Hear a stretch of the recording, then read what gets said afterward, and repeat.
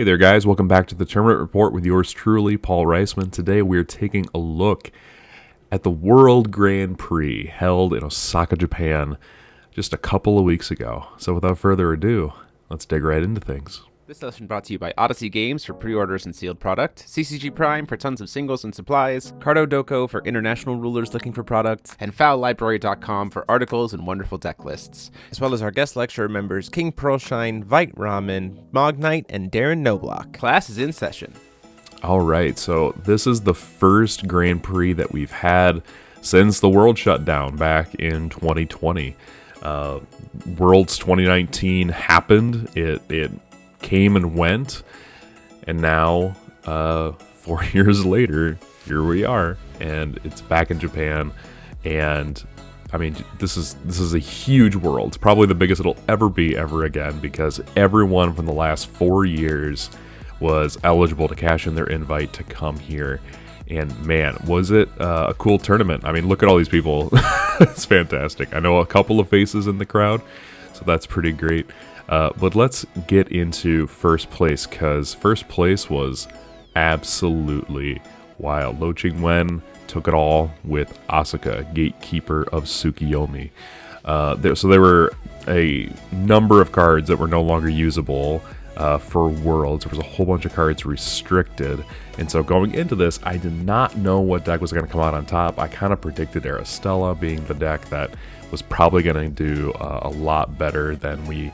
and it kind of ended up doing, but Osaka taking the whole thing. That being said, like, Osaka took, as far as I can remember, to memory's sake, did not take a lot of hits directly by the ban list, so this kind of makes a lot of sense. Osaka's always been a really powerful ruler, but was not doing a lot leading up to this. This is kind of unprecedented for me to see that this ruler did so well. So why did this ruler do so well? Well, if you look in here, you're going to notice that there are a couple of things that are a little bit different than what Osaka was playing in the past. This card right here, Aspiring Diva, acts a little bit like a blue Percival. It allows you to dig into your deck and find a chant. The only thing that it does differently, and notice that she's a mermaid too, so this is like, of course, put a mermaid in your deck and you're going to succeed. She allows you to banish her and float a blue will, which you then can use to filter into Sacred Burial, allowing you to not only tuck a new card, perhaps the Aspiring Diva that you just sacked off, in order to get a new stone and a new card. Sacred Burial has not been doing a lot up until now, but someone noticed this little interaction between Aspiring Diva and Sacred Burial, and wow, Lo Ching-wen did a great job of using it to great effect. Now there is a loop with the Explosion of Magog to help you completely get rid of your opponent's stones. This is not something I thought we would see so quickly, but the loop is there, and so I'm going to be detailing that on our Facebook page. There's going to be a little bit of a graphic that'll go over that combo for you, so make sure you check that out. The link is going to be in the description for that. But this loop is kind of wild. It just allows you to get rid of all of your opponent's stones and just do it over and over and over and over again. It's kind of super fun to see that this is the kind of stuff we have in Osaka, all of which is, of course, enabled by Knight of the Legendary Vampire, being able to pop your own stuff. And if you do that in a particular way, you can cycle your end of night again and again, so that you get her recursion effect. And so you're getting a ton of just really fun things that you get access to because of that. You get access to Drywing, which is probably one of the only decks in the format that can get access to Drywing. This is going to recover all of your stones, which is really helpful. It doesn't lock your opponent out of producing will, so just keep that in mind. That's only when it's revealed from outside of the game. But it is something that's really helpful to just have a flying 8/8 that recovers your stones. I mean, it also rests your opponent's stone, so it's a huge just blowout for your opponent. You can dump that into the grave using cards like Dodgy, which are really, really helpful for that particular reason. It's a 1-drop, it's quick cast, it also can be used to draw a few extra cards and load up your graveyard. You have cards like Mamu, who come in and recycle your grave and bring back stuff from the grave. And this is any card, so it doesn't have to be a specific like Resonator or a Chant or Addition or anything like that. And then, of course, you also get access to cards like Athenia and Girion, which also helped you to seal out the game. Now, this deck is going to take a lot of looking at and breaking down, but one of the things you're going to see, of course, throughout the entire event is that number 13 anti-magic has come back into vogue. I think there's a lot of reasons why this card is back. A lot of them revolving around what happened with the ban list.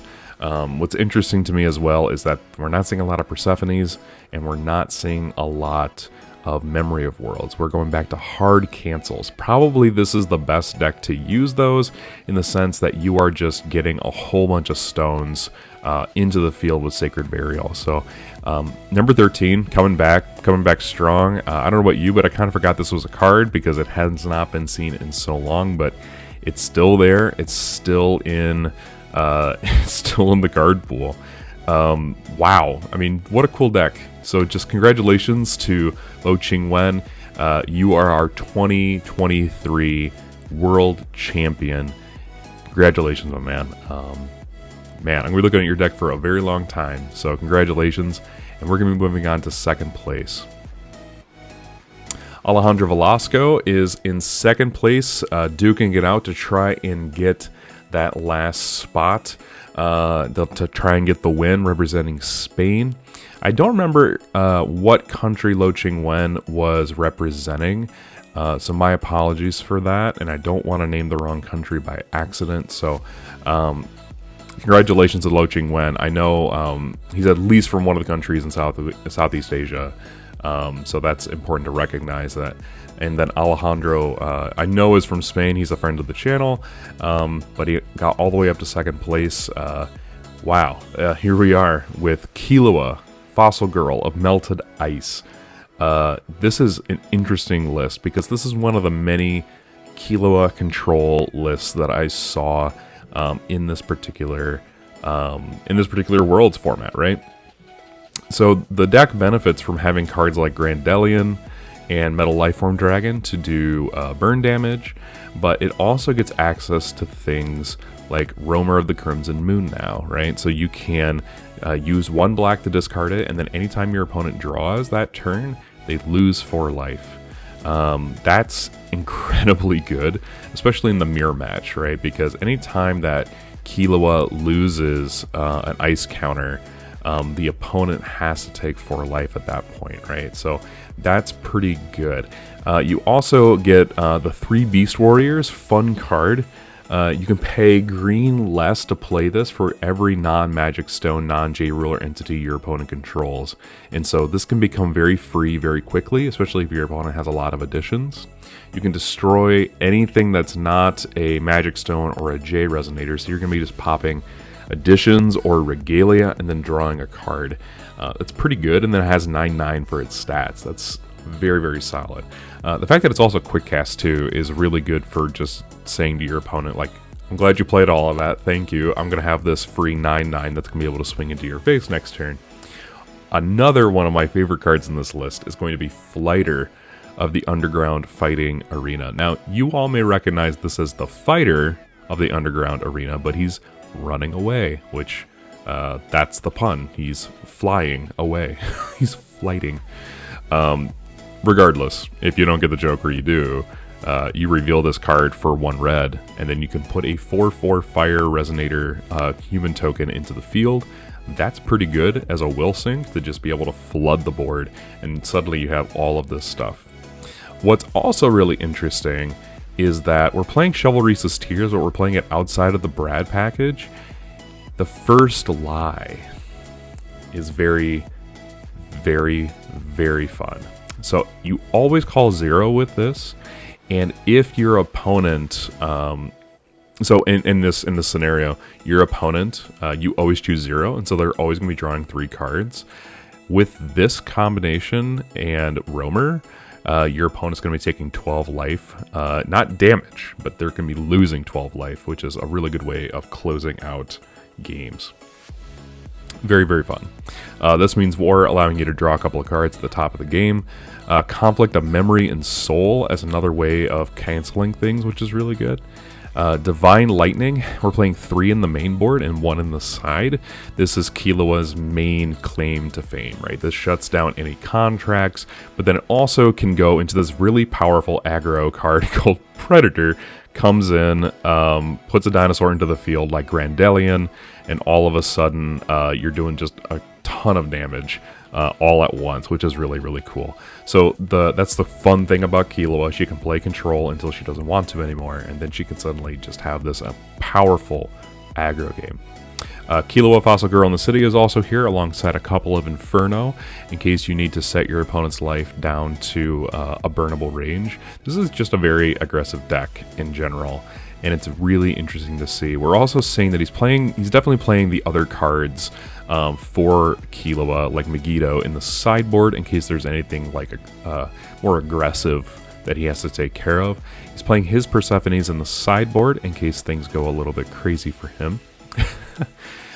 Playing a couple of Falling into the Cracks of Time, and what's interesting is his Ray Asinables are also in the sideboard. So Ray not seeing a lot of main deck play here in the top 8, and I'm curious to know, I don't know how I would ever find out, but if Ray Asinable was one of the main cards people were considering for the main board, or if people were veering away from it for other reasons. So I'm still kind of trying to analyze the Worlds format a little bit. There is a lot of really interesting choices that people made. So congratulations to Alejandro for getting into 2nd place. And now we're going to be going down to another Killua control deck. This one's a little bit different from Kalakho. And this is going to be using Phantasmal Ascendants and Lorites a little bit more. Obviously, you still get access to Grandelion. That's probably one of the mainstays of Killua control in general. He's also playing a couple of Persephones in the main, which is a really good way of just popping stuff, drawing extra cards, and making sure your opponent can't play stuff. Just kind of like time walking them a little bit. Beginning of the Fairy Tale is in here for a little added aggression, plus you can draw an extra card because you have 2 other rulers. Very nice. No Bite, No Fight allows you to remove an ice counter, and if you do draw a card, of course, if you take an ice counter off Killua, this is just a draw 2 spell, which is really nice, especially like quick cast speed. This is really helpful. Disrupting Shout as another cancel option is really helpful. Farrer's Spell, again, really powerful cancel. One of the only decks playing it. Gas gets a lot of traction depending on how many ice counters your Killua has. He's playing all 4 Divine Lightning in the main board, and then he's also playing his suite of Killua Fossil Girl in the City. The side deck is also very fascinating in the sense that he's playing a couple of Raging Messiah to get extra damage in, which I think is very, very fun. Playing also a couple of Chivalry's Tears in the sideboard. You are drawing extra cards, so it kind of makes sense that you'd be able to play the alternative cost of this relatively easily. He's playing this not with Megiddo, he's playing this in place of it, unlike Alejandro. So that's a really interesting way of using the card, it looks like. Rayman is also in here to give your board barrier +2/+2, and that's really helpful to recover a ruler as well and draw a card. So this, in general, it's a little bit of a different take, but I really do appreciate that it's kind of trying to do the same thing with a little bit of a difference. It's trying to get ahead of your opponent with stones and such, but it's also just relying on the late game Grandelion swing with Predator. So that's really cool to see. Congratulations, and we're going to be moving on to Keenan Yop, who is playing another Killua deck. Again, I guess people really were seeing the ability for Killua to sort of code switch and switch strategies mid-game as being something really powerful. He's also playing Metal Lifeform Dragon to burn off the opponent. This is really good in the mirror, by the way, because if you're drawing a ton of cards as Killua, your dragons are going to be doing a lot to the opponent, which is pretty great. Ice Melter Dragon. This is a 7/7 for 2. Remove an ice counter from your J ruler you control, and if you do, this card deals 7 damage to target player or J resonator. So just a little bit of reach. It also nets you another card because you're removing an ice counter from Killua. Not bad. It's not a terrible card by any means. It's just seen absolutely no play up until now, so it's unexplored territory for the most part, right?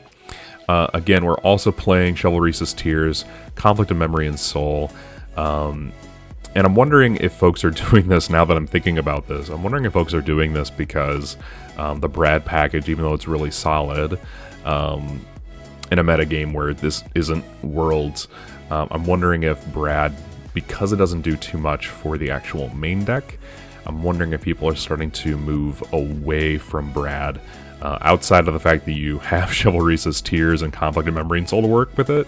It doesn't really do anything on its own, and I think people are starting to realize that might be a hindrance. We have Killua, we also have Divine Lightning in the main as well. Terror in the Ice is another one of the Killua cards that people are using here. You remove up to 2 ice counters from a GA ruler you control, so you're drawing 2 cards as a result of this with Quick Cast. Reveal cards from the top of your deck until you reveal a Dinosaur Resonator with total cost X, where X is the number of ice counters removed this way. Put it into the field and shuffle the rest into your deck. So you're looking at the top of the deck, you're getting ideally a 2 or a 3 drop, sometimes even just a 1 drop is really helpful. But I can see this coming in helpful if you're looking for like an Ice Melter Dinosaur. So you remove 2, you remove the last one, you're drawing 3 cards, you're dealing 7 damage. This card is really helpful for that, I think. And also, it's, in general, just a really good way of making sure that your Killua is empty of ice counters, right? Completely melted. Last Secret Sword, really powerful finisher. We've known Last Secret Sword is like just a really good card in general. Banish everything except for 1 entity you control and deal 10 for free. That's something that can close out games, and so that's really solid for that reason. In the sideboard, we're not looking at anything like too crazy here. The Lucifers are very interesting to me. I'm not entirely sure what this is, if it's combining with anything necessarily, or if it's just being used to sort of mitigate draws in the control matchup or in the mirror match. I'm not really sure what's going on there, but it's very interesting. This is probably one of the only times that I've actually seen Lucifer played in this particular world. So it's very interesting that he has this sideboarded as well. He's playing a couple of Lumia. Lumia is still a very strong card, but very much not necessary. It's just a good tool. Rogue Spectator, Attendant of Asmodeus, all of these cards are pretty standard in the sideboard at this point. So congratulations to Keenan for getting into the top 4, and now we're moving into the top 8. First we have Alberto Berenguel. Hope I said that right. I am so sorry, my friends, from across the world. I hope I said that correctly. This is just essentially Alejandro's list.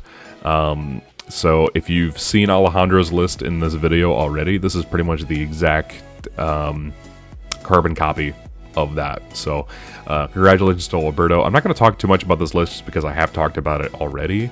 But this is kind of what people do at Worlds. If you've never seen Worlds and you've never seen what they actually do, one of the best things about it is you get to see how different parts of the world prepare for Worlds.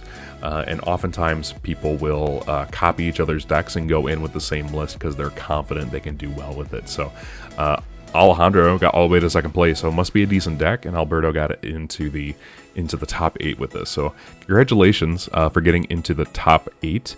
And we're going to be moving on to Jean-Paul Clintworth. I can't even speak. Jean-Paul has been featured on the channel several times with deck lists of his before. He's playing Ainz at this tournament, so he's doing fairly well for himself, getting all this way with Ainz. He is playing a ton of white in this particular list, and there's a lot to talk about with this particular Ainz list. So first of all, shoutouts to running Exorcist Mage. Exorcist Mage is very solid.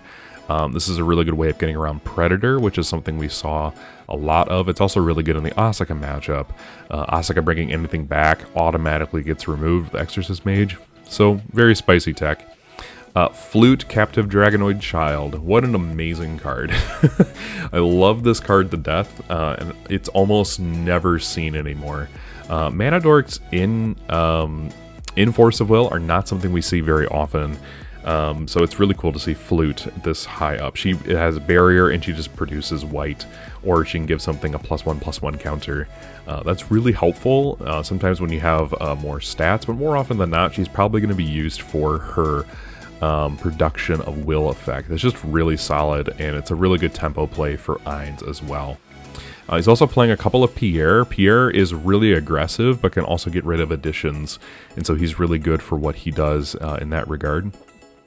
One Raymond. We've seen Raymond and Ainz for quite some time, so Raymond is not new to this particular deck. Rumsfeld is here to help shut down tri-ruler or double ruler decks. Rumsfeld, just an interesting card. It definitely hurt that it got the errata, right? But as long as you know what you're doing with this card is actually pretty good for you. Tinkerbell is here, another really good board wipe and card draw for you. One of the best things about this deck is it has a lot of quick cast 1-drop resonators, but it also has the ability to pump out some 2-drops if you need to wipe the board. Cards in particular that I'm thinking of are Phyrecia, but we'll talk about her a little bit later.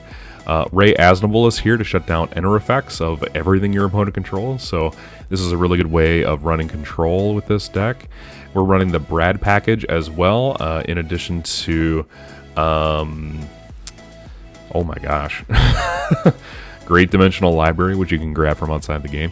I just realized he's not playing any of the spells that go along with Brad, so I think this is definitely meant to just give you an additional draw and get it back to hand with Great Dimensional Library. So I think that's kind of the purpose of this. It's not so much there for the spell support, or the chant support, I should say. It's really more there to work with the Dimensional Library. Oborozuki, also a really solid card. This is going to combo well with Brad, Great Dimensional Library, and then you have Light of Raise and Revive to bring things out. So if you have like a dead Ray Asnable in your hand and you get rid of it, and you have Dimensional Library on the field, this is going to be removed from the game, and then you can play it later with Light of Raise and Revive. And similarly, you can do that with a lot of other ones as well. You can do that with Tink as well. A quick cast. You can play it from your hand if you want to, but you're probably bringing back with Light, Raise, and Revive. Natural Drain. There's a lot of good stuff happening here. Also, you can just reveal it and remove it from the game, and then bring it back later as well. So there's a lot of interesting things here happening with the removing from game effect. Plus, Oborozuki just digs really deep into your deck. Phyrecia is here. Phyrecia, Flying Barrier, your classic control card. Love Phyrecia on this channel, so I'm glad to see that she actually has a time to shine here. Reconnaissance Gears to reveal other gears resonators from your sideboard. I'm just blanking on cards today. So you have Bird of Solari and Dragon, as well as Shark. Great Dimensional Library will come in probably over Garrosification Facility. More often than not, you have 1 bat to recover your ruler and do some additional things with that. And then you also have access to cards like Outer Space if you want them as well. But in general, you're playing Recon to reveal those cards, which are really, really helpful. And I think that's everything I know. There's a combination here with Phyrecia and Brad as well, so you can like dump the Brads to make Phyrecia larger, because Brad counts as all colors in your hand. Phyrecia gets the +6, -6 effects that are really helpful for closing out games, right? Rain of Comets in the side, an amazing card. I don't know how to describe how much I love this card in Ainz. The fact that it can just shut off your opponent's stuff is really, really, really funny. Boom. Also, no Levitans, which I thought was really interesting. There's no Levitan contracts in here. So basically what you are doing is you're bringing stuff back with Light of Raise and Revive. Everything gets removed with your library, and then you can close out the game with cards like Phyrecia and set things up with Oborozuki. Other cards are removed from the game. This deck just has a lot of moving parts.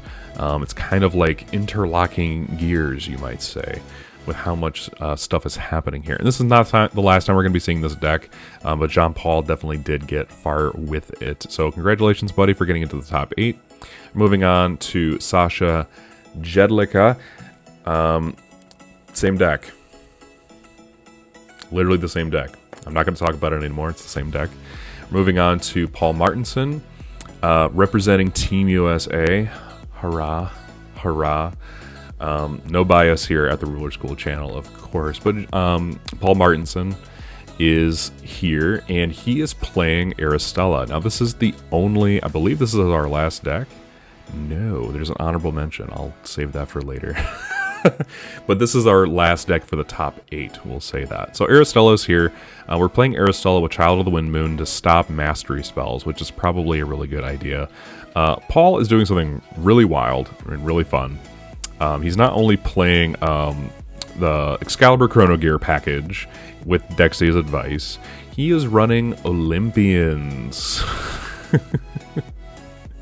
The Olympians are here.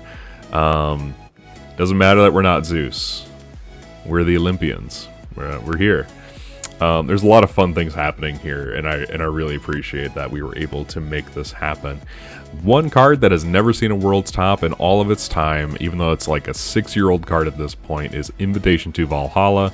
This is something you can play and just get an immediate like Union 4 with all of these different Olympians that you have here on screen.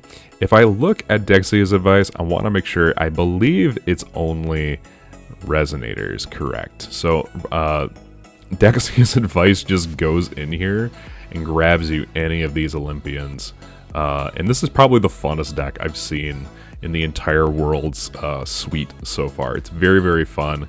I know that Jeremy was looking in the sideboard and saw the 1-0 the King's Blade and knew that it was a spicy list, because this is one of his favorite cards of all time. It's not very high up there for him, but it's definitely there, and I know he loves seeing this card whenever he can. You're also playing Great Dimensional Library, Reincarnation of the Soul to sort of reuse some things. You were also being able to grab with Light of Raisin Revive any of your Olympians, cost 3 or less, which is really helpful. So not Hades. That's what you can grab. You can grab not Hades. Everything else is good to go, though. And because you have Great Dimensional Library that you can play, you are just filtering all of these into the RFG so that you can get to Union 7 as quickly as possible and then just end the game. Super fun. Just super fun deck. Hellfire the Demonic World just says no to anything that people are playing with Rumsfeld. If Rumsfeld wants to give the board Barrier or Eternal, it's going to get burned for 10 damage. That's just kind of how this works. It's going to get blanked and burned for 10 damage, and that's kind of funny. Sword of Progression on the sideboard as well. This card is just super good. I mean, what can I say? Sword of Progression has been an amazing tech option for a very long time. We're also playing a couple of Glint of Insight. We're just seeing a lot of like legacy cards in this particular list, and I just find that it just tickles me. I love it. Glint of Insight, just a wonderful card. If you know what your opponent's playing, you just name a card in their hand and they just have to dump it, and it's so fun to see them have to go. It's just very fun. Very classic foul card. What can I say? You're also looking at Eternal, Artificial Archipelago. This is what the deck is mainly revolving around. Since you don't have Wall, Wall is banned for this entire tournament. Eternal is going to be providing you extra mana to filter into things like Flight of the Holy Sword, for instance. Your Loki's Insights become 1-drops instead of 2-drops.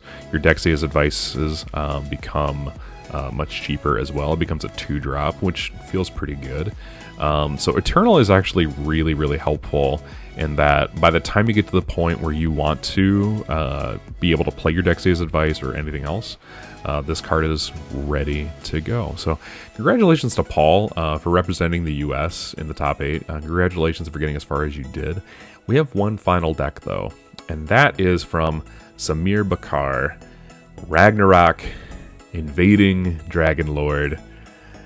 How I don't remember exactly what placement this deck got. But this mad lad got far. He got far enough, not to the top 8, but at least to be mentioned. And wow, is this card wow. I mean, Ragnarok is an amazing card, don't get me wrong. Just like, you have 6 amazing effects and you just start the game with those 6 amazing effects. But it really pushes you as a player to know your deck inside and out and to do amazing things with them. He's able to play it with, oh my gosh, there are just so many fun cards in here. You get to play with Magic Stumblebug. Need I say more? Need I say more? Magic Stumblebug is here. This is absolutely fun to see. Iron Cauldron Witch. Man, what is going on? This deck is super fun. I'm sure the lines are a little bit more known to this particular player, to Samir himself. But gosh, I mean, what a fun deck. Just the fact that Ragnarok got here, you're doing m.ha proud. Anyway, guys, this has been Worlds at the top 8. I am so excited, the fact that we are back at this point, that we are back to a Worlds format. That tells me that life is getting a little bit better. I don't know about you, but we're here. The Worlds has come and gone. Let me know what surprised you most about this particular tournament. I don't know about you, but Osaka winning still is like, it makes sense, but also it's just like a little shocking. I thought Osaka was definitely gone, but she's not. She's here. And she did her thing. Ain's evolving into a really interesting control list. Killua really taking advantage of the fact that there's no wall to do some control shenanigans, to do some aggro shenanigans. And of course, congratulations again to Lo Qingwen for getting the world's title. So anyway, guys, this has been Paul. This has been another tournament report with yours truly. Let me know what you think down in the comment section down below. While you're there, hit that like button if you like videos like this. Hit subscribe if you want more Force of Will content on this channel. And I don't know, guys. Until next time, peace.